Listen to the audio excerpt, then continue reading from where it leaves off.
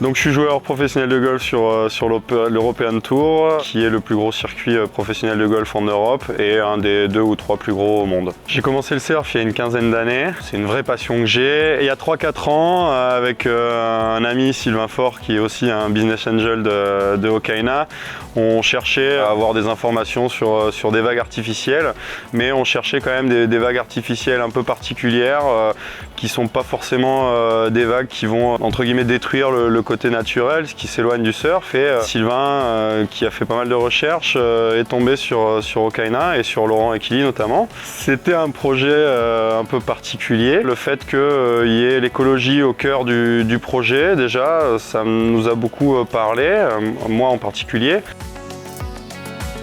Depuis quelques années maintenant, on voit beaucoup de vagues artificielles, mais ça reste dans des bassins notamment bétonnés, avec de l'eau traitée, donc ça reste des piscines à vagues. Maintenant, il y a les piscines à vagues et il y a Hokaina. Hokaina, c'est un système totalement différent. On bétonne pas, on fait pas de bassin, on traite pas l'eau. Justement, on vient intégrer un atoll flottant dans un milieu naturel. En plus d'une activité que ça propose de glisse, ça peut aussi énormément améliorer la biodiversité des milieux dégradés.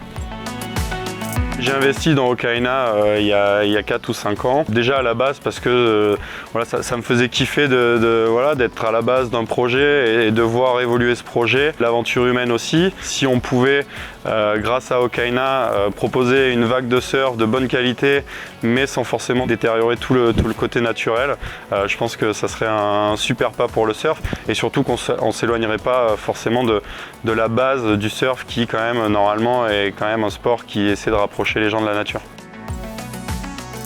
Quand on voit la vague dans le laboratoire, ça donne forcément envie. On a du mal à se référer parce qu'elle est encore toute petite. Mais on voit quand même des belles choses déjà. On voit un tube, on voit un bol, on voit des sections qui peuvent être plutôt sympas à surfer. Et puis on voit déjà une vague, ce qui il y a 4 ans quand on est venu investir avec Laurent, c'était pas le cas. Donc on voit l'avancée, on voit que Laurent et son équipe travaillent et ça motive tout le monde. J'espère que d'ici la fin de l'année 2021, on pourra l'avoir en taille réelle près du Futuroscope.